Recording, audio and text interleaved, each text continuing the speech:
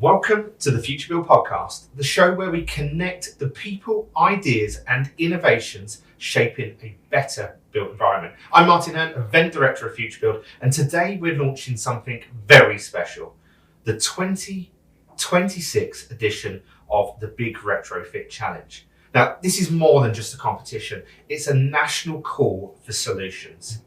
A challenge designed to unlock the breakthrough products, systems and services that will transform how we decarb our buildings at scale. And it's brought to you by the National Home Decarbonisation Group, Innovate UK and Futurebuild. Joining me to explore what's ahead is someone that's leading that change. Laura Marks, Chair of the NHDG's Innovation Working Group and Innovation Champion of United Infrastructure. Now, Laura brings a unique voice to the retrofit space, one grounded in real-world experience, from frontline customer service in the social housing sector to her current work driving innovation through client and resident engagement. In this episode, we'll explore Laura's journey into the sector, her perspective on what innovation really means, and how organisations like United Infrastructure are pushing the boundaries of what's possible. We'll also dive deep into the Big Retrofit Challenge 2026, what's new, what they're looking for, and how you can be part of the next wave of innovators tackling decarbonisation head on. If you're working on something that could make homes healthier, warmer, and zero carbon, this is your opportunity. So let's get into it, and welcome to the podcast. Laura, an absolute pleasure to have you on the podcast today. Thank you. It's good to be here. Great. We're here to talk about quite an exciting initiative that we're launching. But before we get into that, we always like to cover the individual. Love to just go through your career journey and what got you into the built environment. Yeah, so my career journey spans quite a bit, but I used to work in retail. So I worked in retail management, lots around kind of commercial and things like that. And I kind of got to a stage in my career where I realised what I was doing didn't necessarily have a lot of value to it. I wasn't helping anyone, and I wanted what I spent my time doing to mean something. And I just had my daughter, it's the very start of the pandemic, and role came up with a housing association in customer service. So I started there. I jumped right in at the deep end, as I'm sure you can appreciate, pandemic, and kind of that real sense of uncertainty for people. And I was frontline staff trying to kind of navigate a very evolving world within the housing sector. So yeah, very, very different to where I started, and also to where I am now.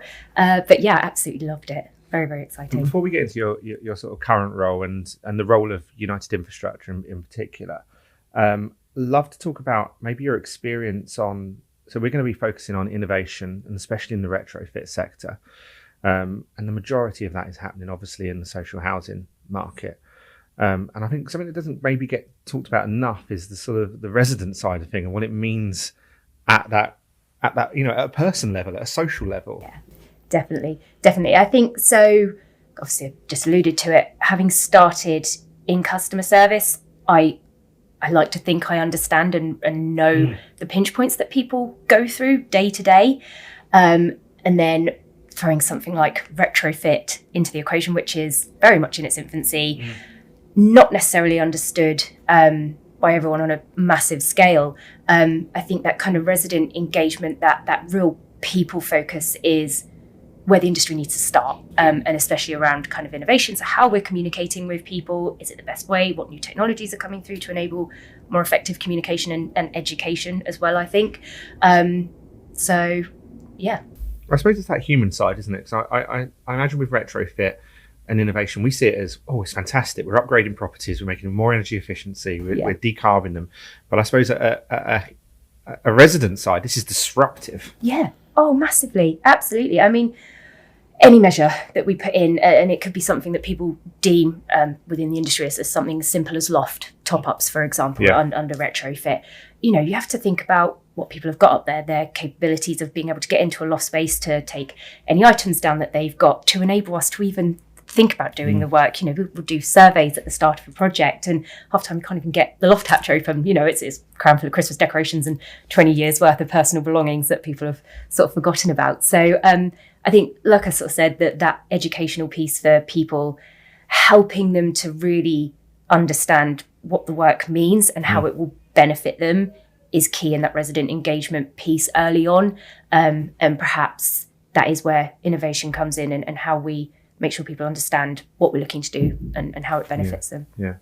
And let's talk about United Infrastructure. For people that are listening and maybe never heard of United Infrastructure, tell us a little bit about the company, the sort of scale, and in particular, and your role within it. Absolutely.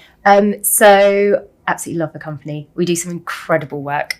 So we've recently gone for a rebrand. We were United Living, now United Infrastructure. So we will look at anything and everything from gas pipelines, wastewater, rainwater. We do electrical vehicle infrastructure.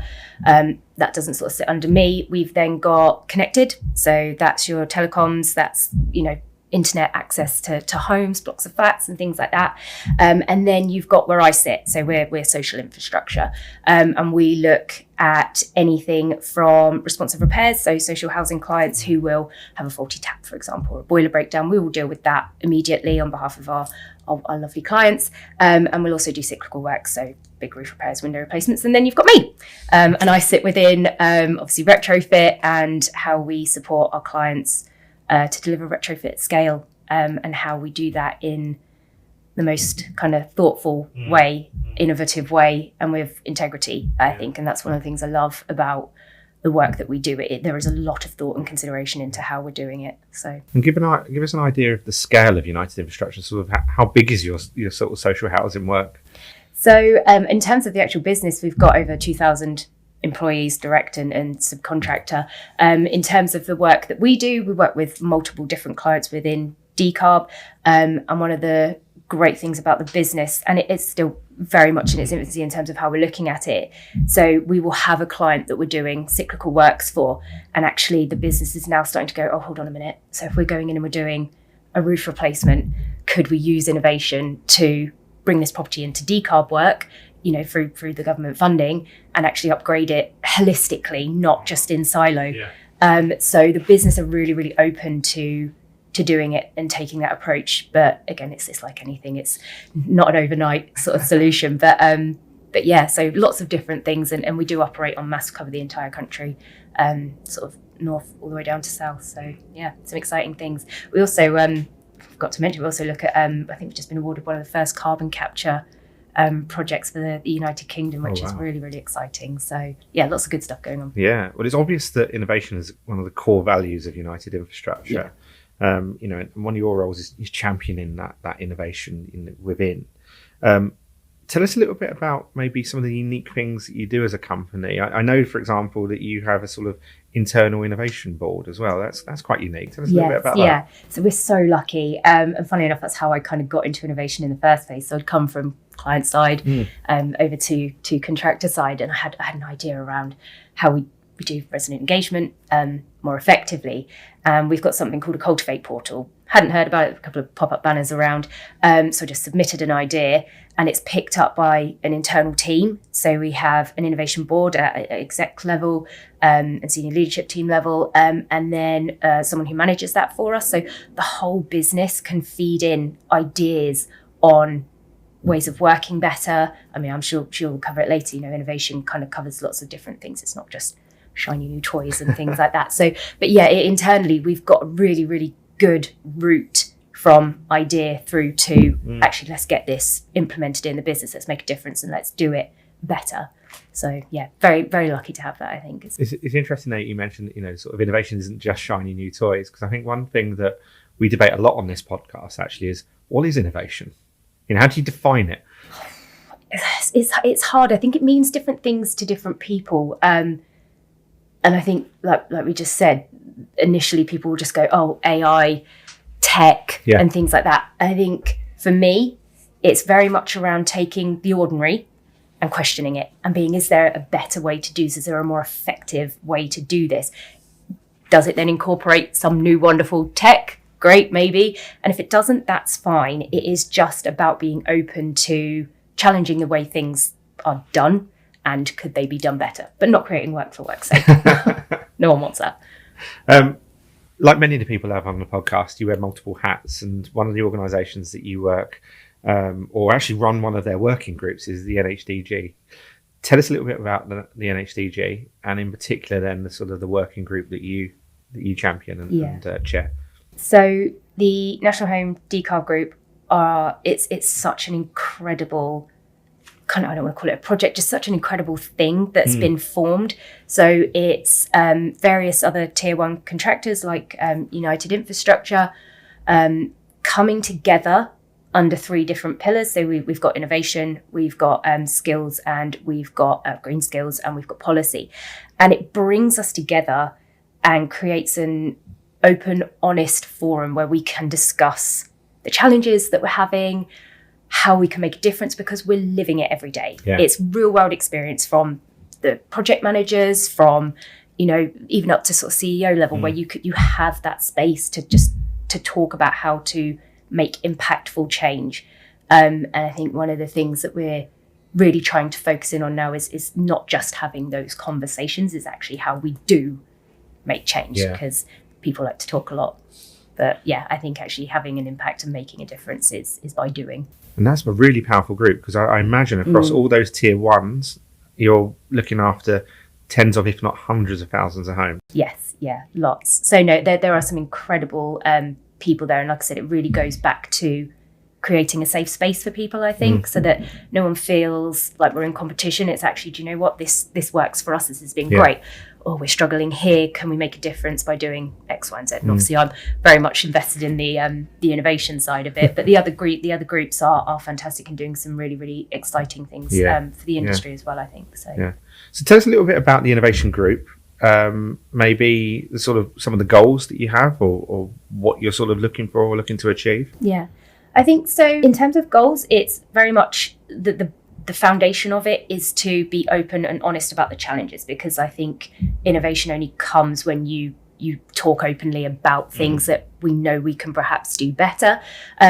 The innovation group are also very much looking to champion new innovation within the space, whether that's AI, tech, product, whatever. So it's about trying to drive change effectively, and really, again, make a difference to the industry, where it's I think decarbonisation in particular is still kind of relatively in its infancy en masse and at scale, especially sort of working alongside our clients as well.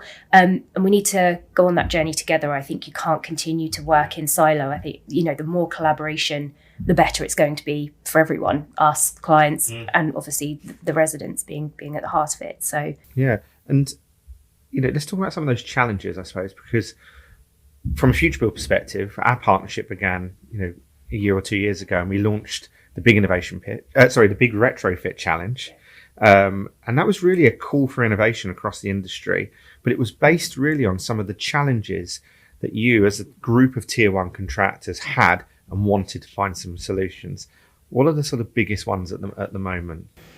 I think some of the biggest challenges for me are around, obviously I can't speak for everybody. I think some of the biggest challenges do seem to be coming from effective resident engagement. Obviously we touched on that at the beginning. How we integrate tech, AI, into our industry in a very effective way.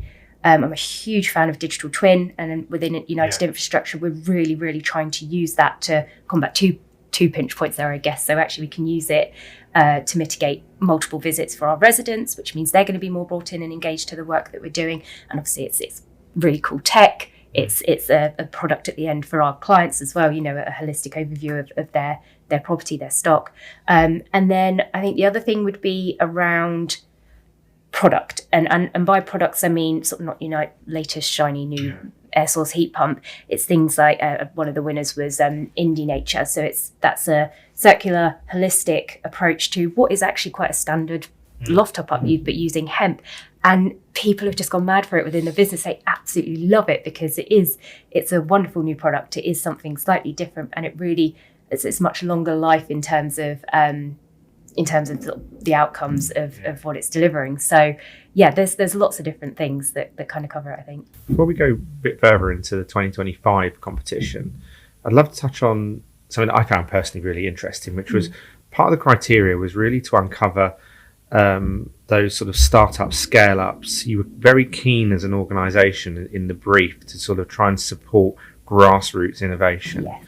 But I know at the same time that poses real challenges. especially with what we can put into social and retrofit work. Love to get your sort of opinion on that. Yeah, so I mean, completely agree that those grassroots products are absolutely incredible, and we've Icy Green are one of them that we're looking to work on, which I'm sure we'll talk about later. But I think in terms of the challenges, a lot of it around social housing decarb will come from the SAP uplift contribution that they will make to a property. So obviously to get your funding, you have to hit an EPCC. We can't put anything into a home that is not going to make a positive impact on that uplift. And I know the Appendix Q process for SAP uplift is extremely challenging for a lot of the startups and a lot of the grassroots companies. And I think that is something that needs to be looked at, perhaps from a policy level, which is, again, where the NHDG can play an amazing part, because they've got the policy working group. We can look to have those conversations with the right people and try and make a positive impact there. But I would say that's probably one of the biggest challenges.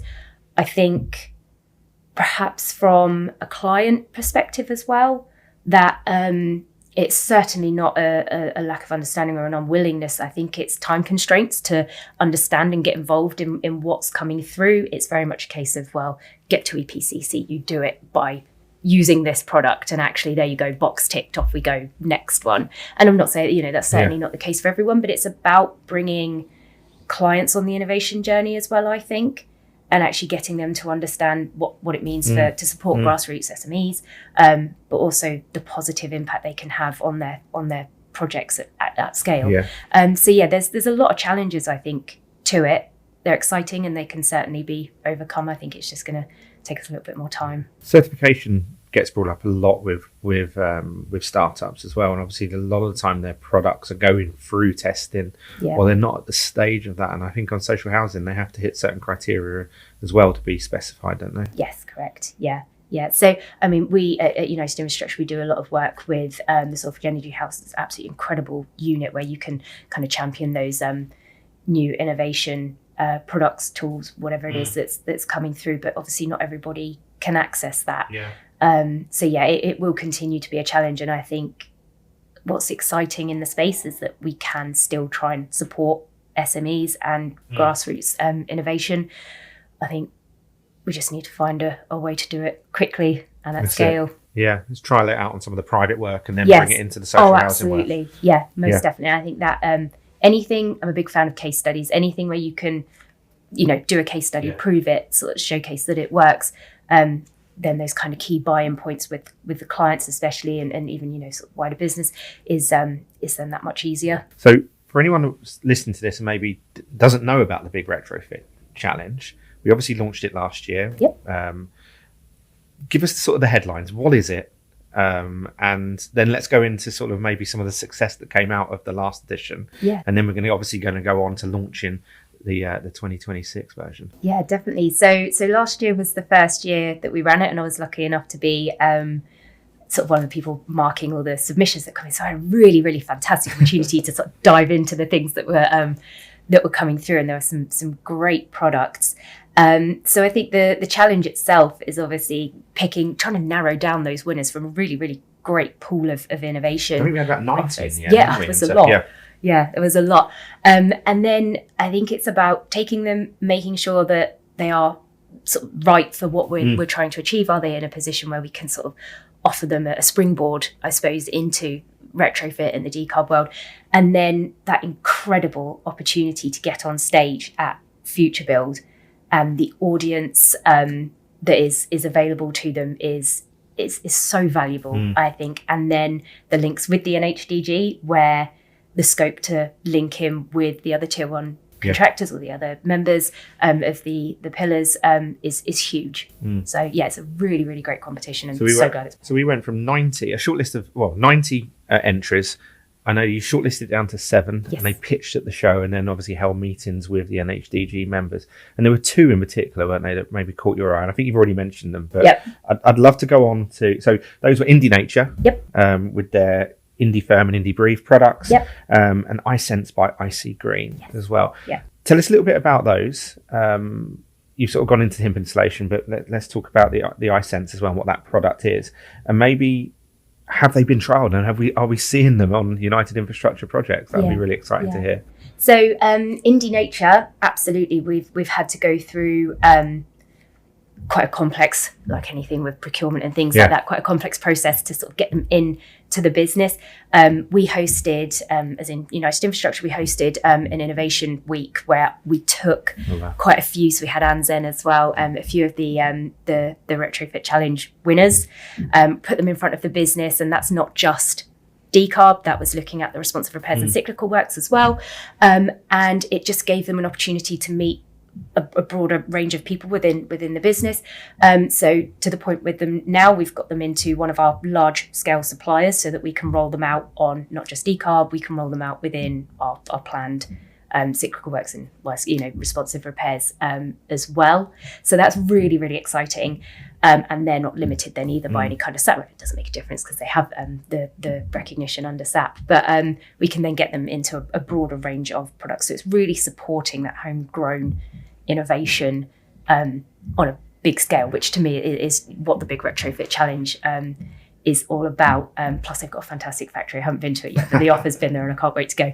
And then with IC Green, I was extremely lucky that one of our clients is huge, massively into innovation, and they knew of them anyway. So actually it was quite an organic process to get them onto the project. So I've had a couple of chats with them, and they've just had all their units ordered for wave 3. So they're a really exciting and thorough look at monitoring and evaluation of homes before we even start to obviously look at retrofitting, which for me is probably one of the biggest innovation sort of things that we need to look at within decarb.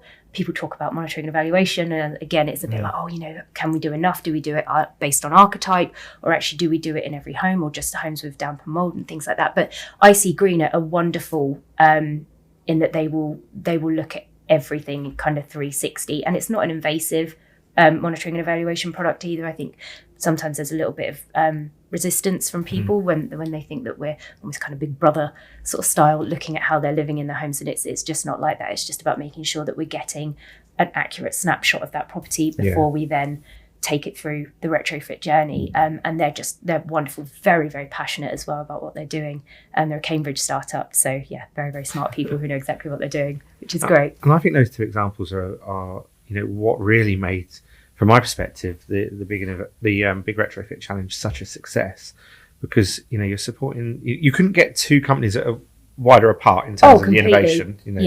Obviously hemp, to got a digital monitoring, but them going from pitch to actually being trialled, it's fantastic. So that's what it's all about. That is absolutely what it's all about. And I think as the NHDG, we are extremely passionate and extremely driven to support those innovators. It's not just a case of putting them on stage at Futurebuild and then kind of going, all right, fingers crossed, off you go.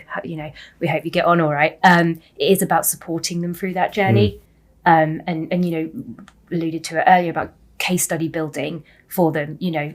Some of them are still very, very much at the beginning of that journey. And I'm obviously speaking on behalf of the wider group that is what it's all about, and that is what we're looking to do.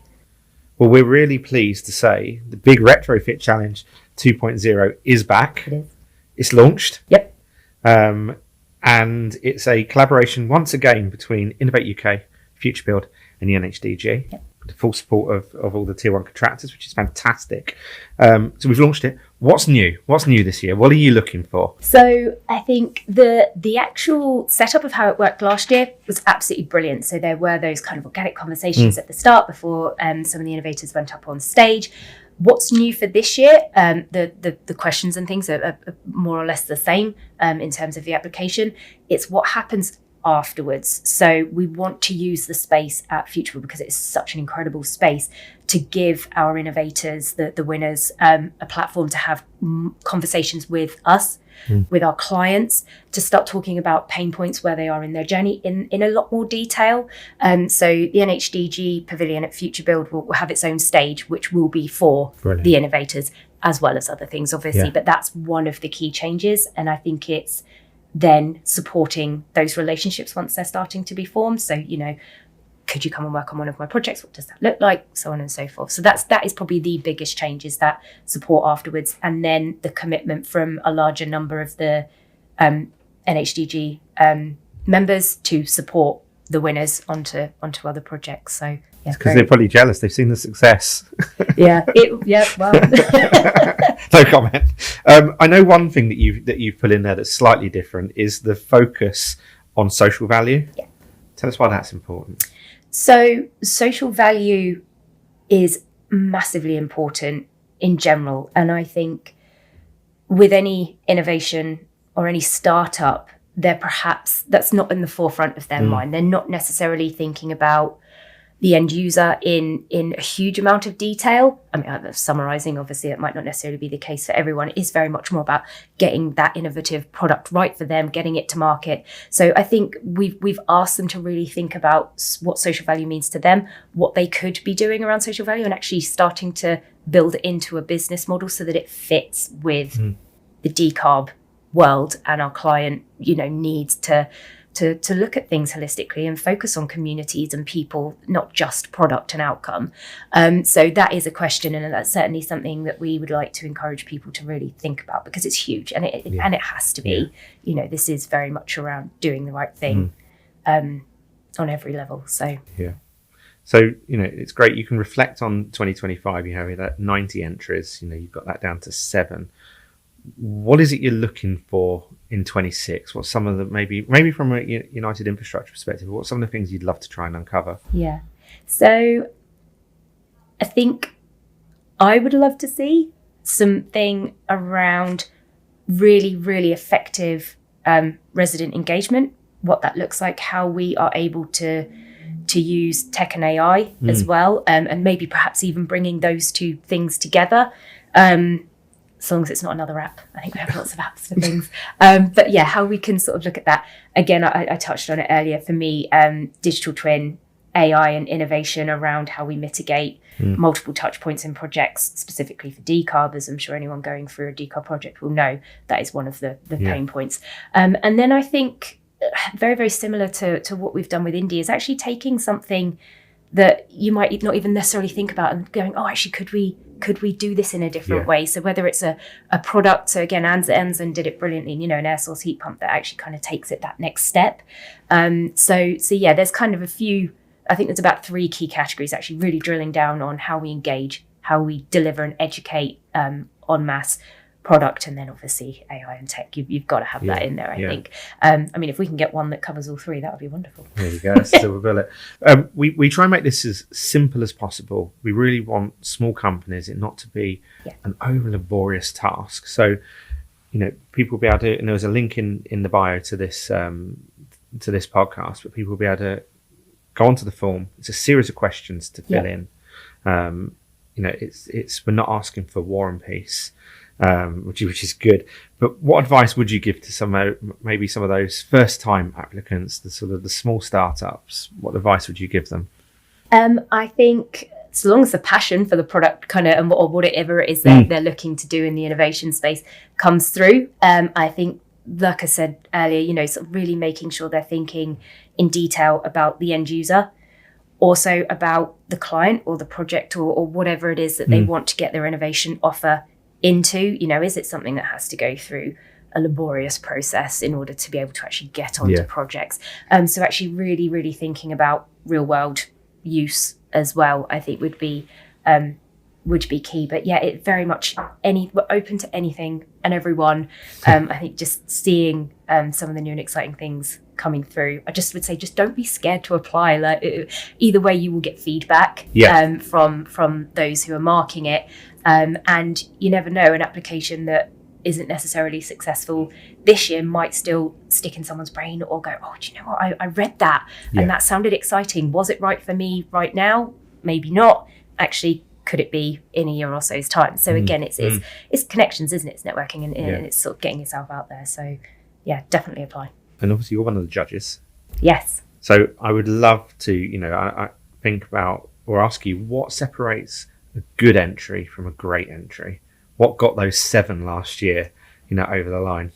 you know, that's a really, really difficult question. Again, I think it's how they talk about the product, how that comes over. I think it is also really looking at what the offer is and being able to articulate it in detail, so that it obviously makes sense and it builds a picture in the judge's head. It's, again, just anything new and exciting that has perhaps maybe not been thought about or is old and is just a newer, more exciting way of doing things. So it's quite a hard one to answer. Well, this is a call for innovation. Yes. We want those innovators to enter, so please enter. I'd love to finish maybe the podcast on some questions around, I think we always talk about, there's barriers to innovation, but actually there seems to be a whole groundswell at the moment of people wanting to adopt new ways of doing things. And it's clear to see from the NHDG and the tier one contractors that the appetite's there. Yeah. Let's talk about maybe on the client side, because you have to work with the local authorities and the housing associations. Yep. What's their view on innovation? I think it really depends on the client. So if you've got, or if, for example, if we're working someone who's only just gone through that funding kind of piece where they're building out what their project's going to look like, how many homes, architects and things, there are so many things they have to think about. And it's very much down to, I suppose, client time constraints, understanding, and desire to kind of go maybe above and beyond what a funding criteria is. So you could have somebody, completely on the flip side, who will be absolutely, throw all these wonderful new innovation techniques and ways of working and doing things at us, and we'll look at them and we'll try and feed them into our projects. I suppose I can't speak for clients, but I do think funding constraints and capital, their side constraints, money obviously will always come into it, is probably a bit of a barrier to innovation. I mean, innovation shouldn't necessarily cost more. I mean, obviously that's not necessarily always the case, but I think that's certainly, it's something different, isn't it? And people are sometimes always a bit more nervous about change.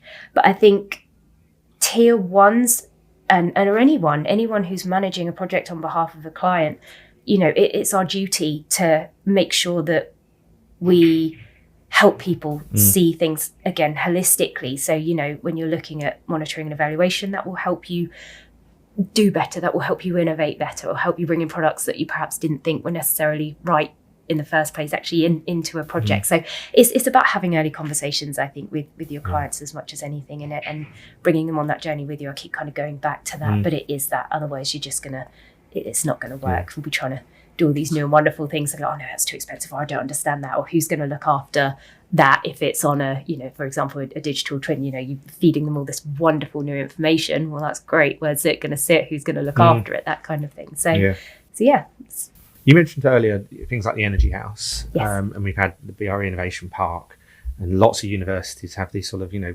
amazing pilot projects.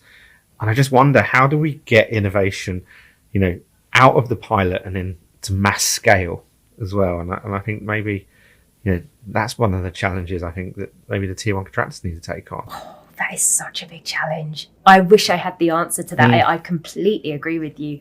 But again, I think that's a bigger conversation perhaps outside of me. I know it needs to happen.